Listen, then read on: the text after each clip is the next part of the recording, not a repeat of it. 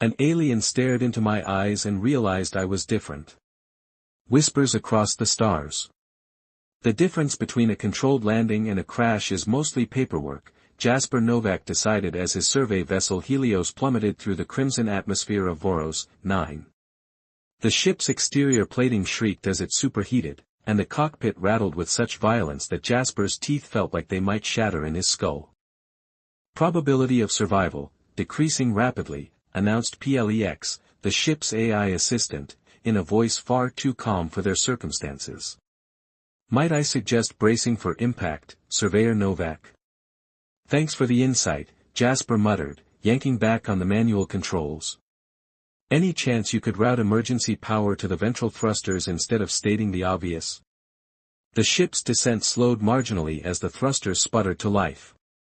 Jasper glimpsed the planet's surface through the viewscreen, a sprawling landscape of vermilion plains beneath a sky the color of bruised plums. 3 moons hung unnaturally close, overlapping like a cosmic Venn diagram. Interesting, PLEX chimed. Sensors indicate the anomaly that disabled our primary systems originated from. The rest of Plex's analysis was lost in the deafening crunch of metal as the Helios slammed into the ground, skidding nearly half a kilometer before coming to rest against a formation of obsidian-like rock. Jasper's safety harness dug into his shoulders, and the taste of copper flooded his mouth from where he'd bitten his tongue. Silence fell, broken only by the occasional pop of cooling metal and the hiss of hydraulic fluid leaking somewhere beneath the console. Congratulations, PLEX said. That was technically a landing. Jasper unclipped his harness with trembling fingers. Status report. Main engines, offline. Communications array, severely damaged. Life support, functioning at 43% capacity. My humor module, intact.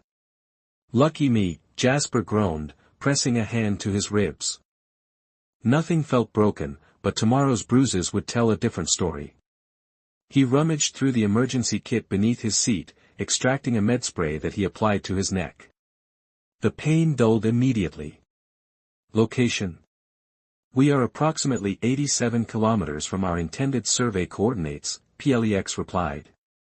Current position is within a previously unmapped region of Voros 9's northern hemisphere. Interesting atmospheric composition, oxygen levels higher than expected. Local temperature, 27 degrees Celsius. Jasper moved carefully to the rear compartment. The Helios wasn't designed for long-term habitation, it was a glorified shuttle meant for short geological surveys. Novacorp wanted preliminary assessments of mineral deposits, not exploration. They certainly hadn't budgeted for crashes on uncharted planets. Begin distress protocol, he instructed, gathering survival equipment. And run diagnostics on the portable scanner array. I'm not sitting here idle while waiting for rescue. Distress beacon activated, PLEX confirmed.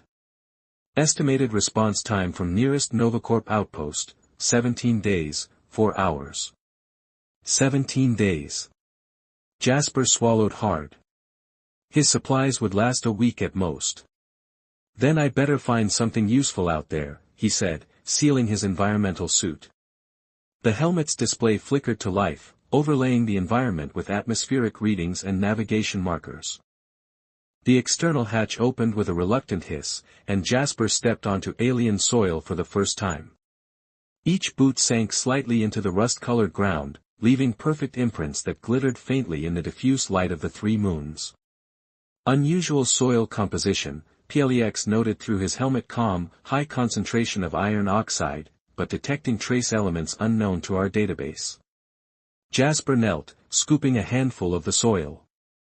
It felt almost velvety between his gloved fingers, with tiny specks that shimmered like embedded diamonds. Worth a fortune if I can get back, he murmured. A soft wind stirred across the plain, carrying dusty particles that swirled in elegant spirals. The landscape stretched endlessly in all directions, broken only by occasional rock formations that jutted from the ground like the spines of buried behemoths.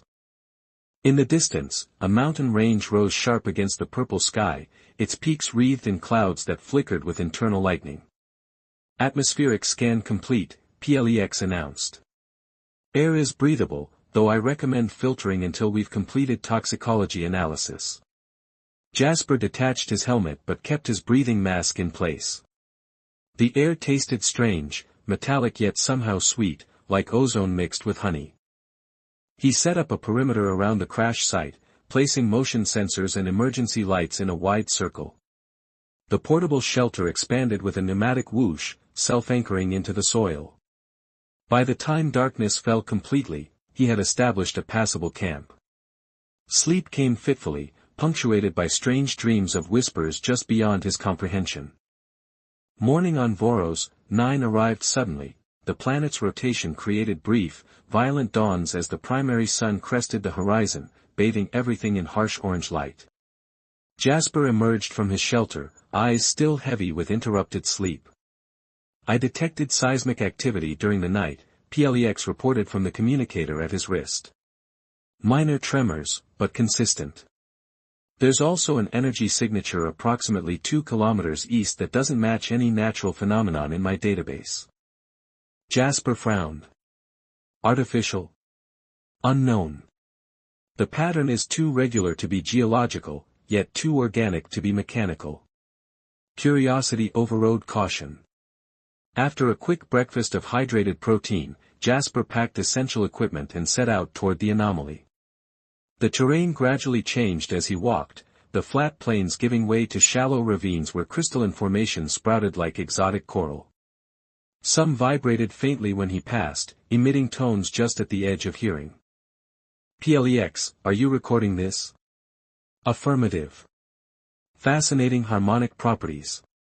The crystals appear to be resonating with each other. The ravine deepened into a canyon, its walls adorned with patterns too regular to be natural. Geometric shapes had been carved into the stone, circles within triangles, spirals that seemed to move when viewed from different angles. These are artificial, Jasper whispered, running his fingers over the engravings. Someone, or something, made these. Correction, PLEX interjected. These formations are approximately 12,000 years old, according to preliminary dating. Ancient alien artifacts. Jasper's heart hammered in his chest. This was beyond a simple geological survey. This was a discovery that could redefine humanity's understanding of intelligent life in the galaxy.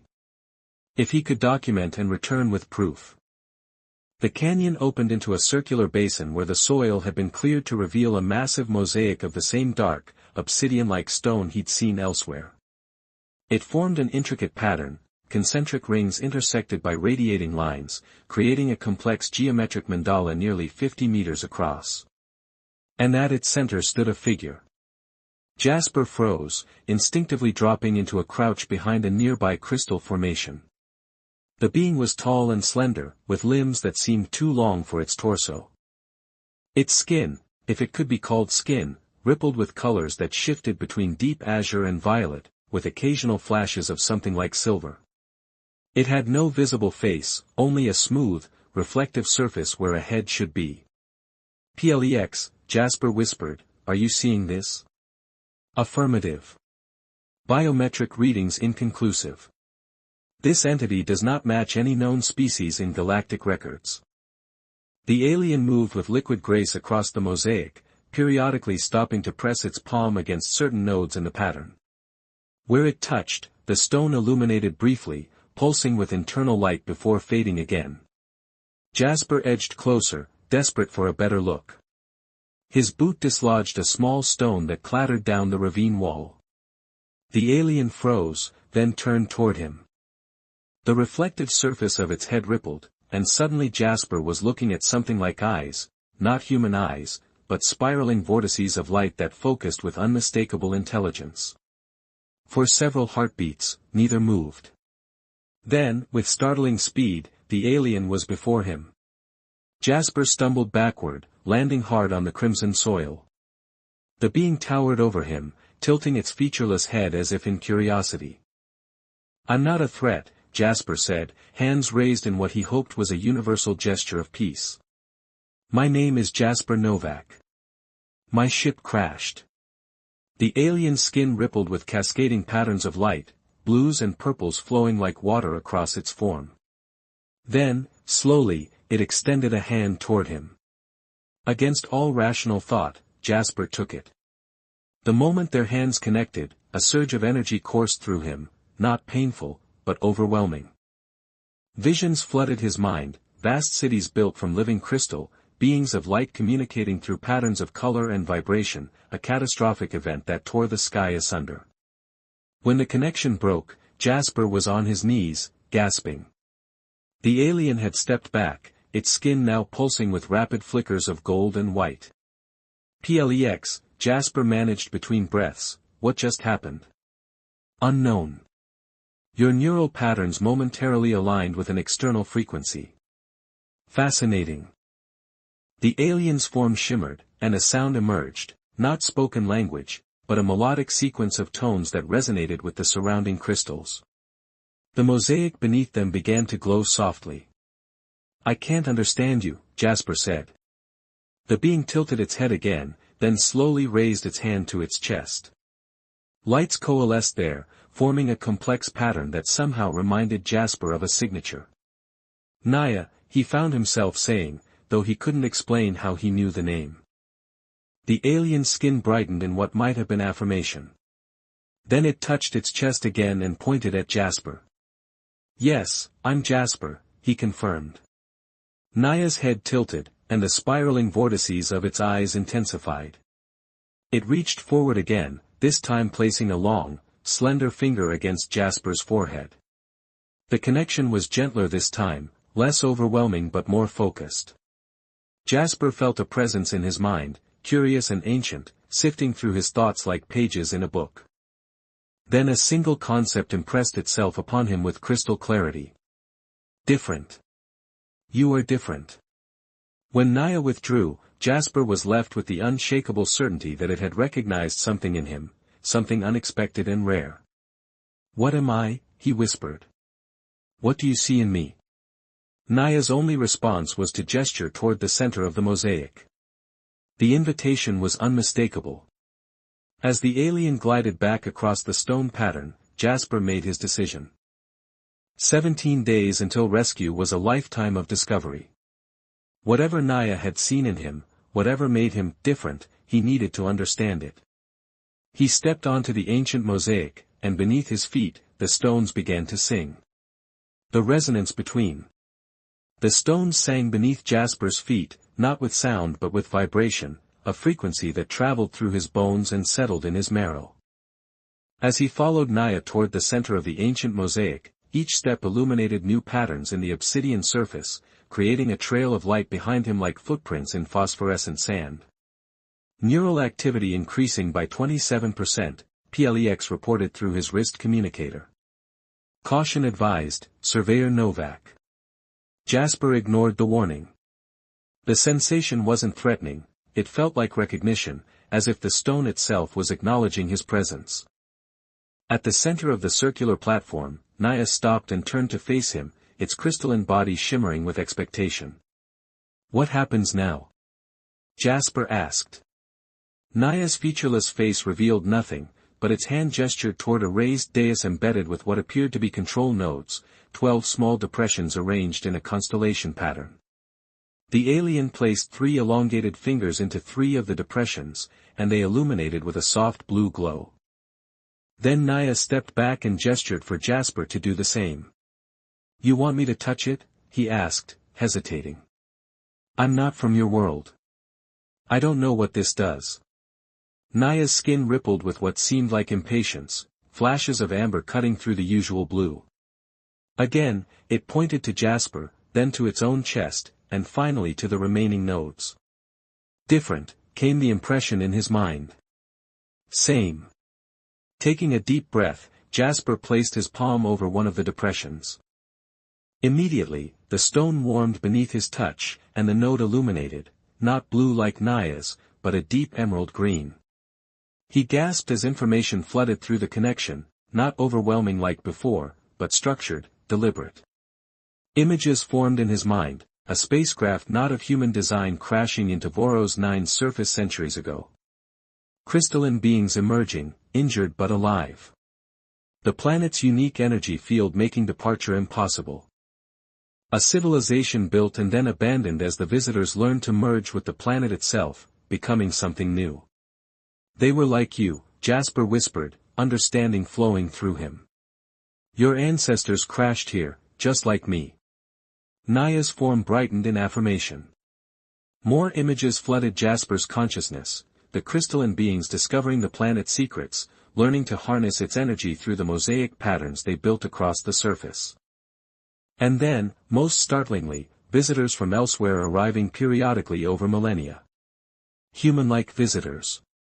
We've been here before, Jasper realized with a shock. Humans, or something like us.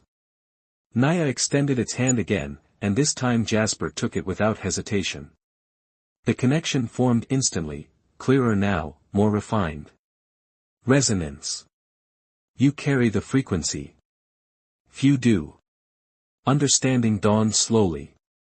The energy signature PLEX detected. It's in me. That's what makes me different. Naya guided his other hand to a second node, which lit up with the same emerald glow.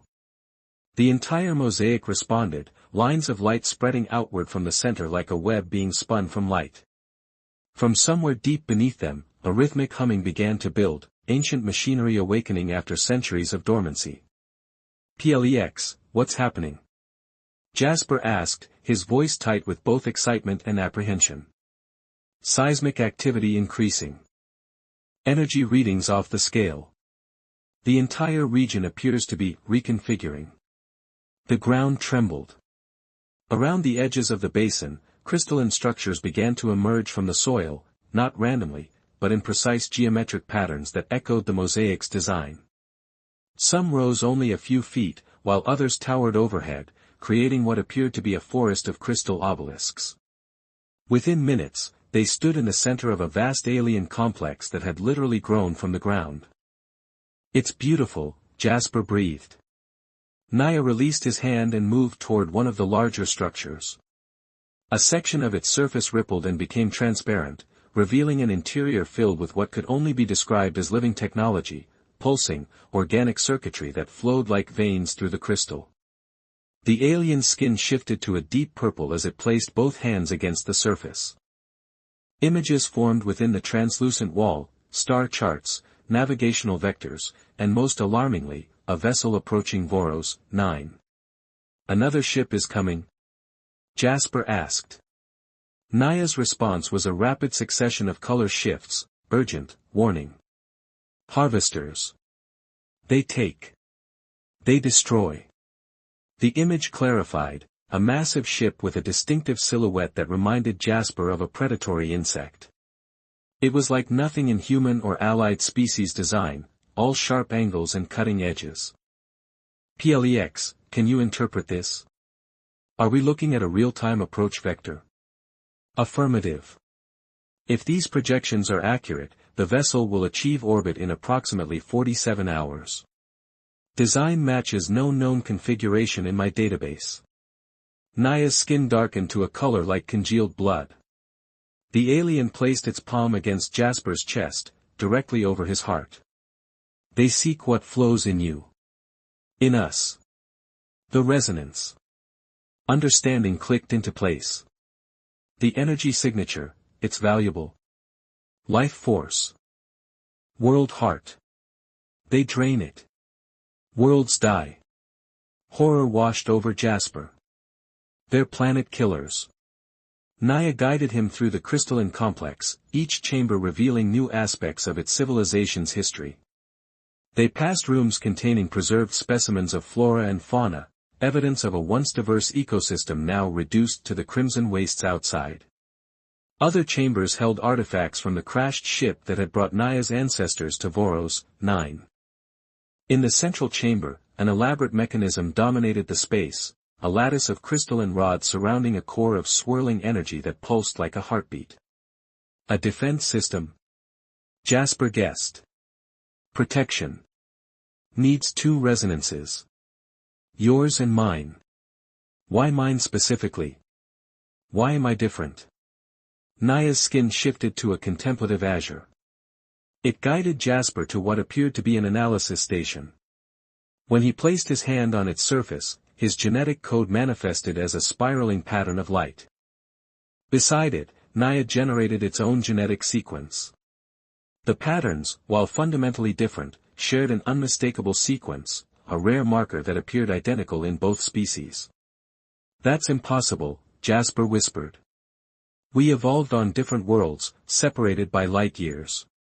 Plex chimed in, "The probability of convergent evolution producing identical genetic markers across unrelated species is approximately." "Not now, Plex," Jasper interrupted, his mind racing with implications. "Not convergent. Seeded." The concept flooded his mind, ancient beings traveling the cosmos, planting the building blocks of life across compatible worlds.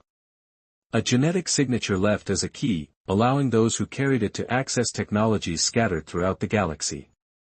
"We're connected," Jasper said slowly. "My ancestors and yours, we share a creator." Naya's form brightened in what Jasper now recognized as agreement. The alien guided him to the defense mechanism's control interface, a console requiring 2 specific genetic signatures to activate. "Together we awaken. Together we protect."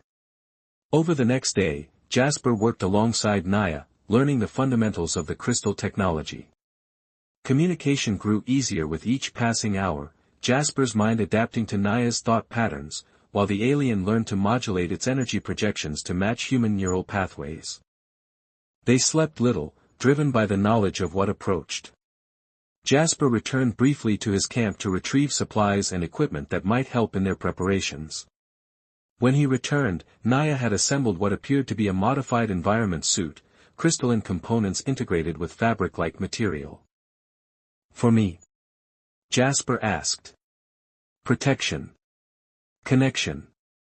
The storm comes." By the dawn of the second day, the harvester ship had entered the outer atmosphere. Its massive form blotted out one of the 3 moons as it descended, a dark silhouette against the purple sky. In the control chamber, Jasper donned the modified suit. It bonded to his skin with a sensation like cool water flowing over him, then hardened into a flexible second skin. Immediately, his awareness expanded, he could feel the crystalline network throughout the complex, sense the energy flowing through it like blood through veins. "It's time," he said. Naya stood opposite him at the central console. Between them, the defense core pulsed with increasing intensity, responding to their combined presence. "They will try to stop us. The activation sequence requires continuous contact." The harvester ship unleashed its first assault without warning, energy weapons that carved glowing trenches across the planet's surface as they approached the crystal complex. The ground shook violently. "Plex, status." Jasper called. "Shields at 64% and falling. Estimated time until breach, 7 minutes." Jasper placed his hands on the designated nodes, which illuminated with emerald light. Across from him, Naya did the same, its touch producing sapphire illumination. Where the energies met at the core, they spiraled together, forming a double helix of light that rose toward the chamber's ceiling. The complex trembled under another assault. A distant explosion echoed through the crystalline corridors. "They've breached the outer perimeter," Plex reported. "Detecting multiple entities entering the complex." Naya's skin flickered with determination. "Hold. Do not break contact." The activation sequence progressed agonizingly slowly, a progress indicator formed from light showing they were barely halfway complete. The sound of destruction grew closer, metal against crystal, the high-pitched whine of energy weapons. A final explosion shook the chamber itself. Through a newly formed breach in the wall, 3 figures entered, tall, insectoid creatures encased in mechanical exoskeletons. Their compound eyes gleamed with cold intelligence as they assessed the situation. The lead harvester raised a weapon. "We can't break contact," Jasper said through gritted teeth, maintaining his position despite every instinct screaming at him to run. One of the harvesters fired. The energy bolt struck a crystal column near Jasper's head, shattering it in a shower of glittering fragments. The second shot would not miss. But before the harvester could fire again, the chamber itself responded. Crystal spears erupted from the floor, impaling one of the creatures. The others scrambled back, firing wildly. The complex protects its own, came Naya's thought. We are of it now. The progress indicator reached 80% as the battle intensified. The harvesters, realizing the danger, focused all their attention on disrupting the activation. One launched itself directly at Jasper, mandibles clicking furiously. Jasper couldn't move without breaking contact with the console. He braced for impact. But it never came. Naya had extended one arm impossibly, its crystalline form stretching across the space between them to intercept the harvester. The alien's body engulfed the insectoid creature, crystallizing around it until it stood frozen like a grotesque statue. The final harvester retreated, chittering into a communication device. They're calling reinforcements, Plex warned. The progress indicator reached 95%. Above them, through the transparent ceiling, they could see the harvester ship positioning directly overhead, its central cavity opening to reveal what could only be a planet drilling apparatus. We're not going to make it, Jasper realized. Naya's thought came with absolute certainty, we will. The alien's form began to change, expanding, flowing into the control mechanism itself. Its consciousness enveloped Jasper's through their connection. I become the key. You become the hand. No. Jasper cried, understanding what Naya intended. There has to be another way. No other way. Different but same. Remember. With a final surge, Naya's physical form dissolved entirely into the crystal lattice. The progress indicator jumped to 100%, and the defense system activated with a blinding flash of light that forced Jasper to shield his eyes. When he could see again, a column of pure energy was shooting upward from the complex, striking the harvester ship with pinpoint precision. The vessel shuddered, then began to disintegrate, not exploding, but simply coming apart at a molecular level, the particles dispersing harmlessly into the atmosphere. In minutes, it was gone. Voros, 9 was safe. But Naya was gone too, its consciousness now distributed throughout the crystal network that spanned the planet. Naya. Jasper called, his voice breaking. Are you still here? The crystals around him pulsed once, softly. Not a voice, not even a thought, just acknowledgement. Days later, when the Novacorp rescue ship finally arrived, they found Jasper sitting beside a crystal formation that hadn't been on any previous survey of the planet. The recovery team was astounded by his discoveries, alien artifacts, living technology, and massive geological formations that defied explanation. You've discovered an entirely new mineral, the expedition leader told him excitedly. The company's already talking about mining operations. No, Jasper said firmly. This planet is off limits. That's not your decision to make, Surveyor. Jasper smiled faintly. Actually, it is. He placed his hand against the crystal beside him, which immediately illuminated with emerald light.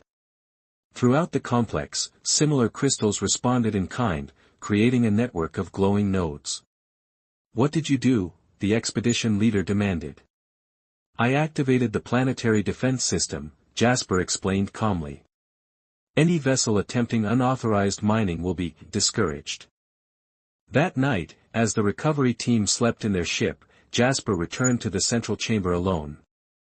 He placed his hand on the control console one last time. I have to go, he said softly. But I'll be back.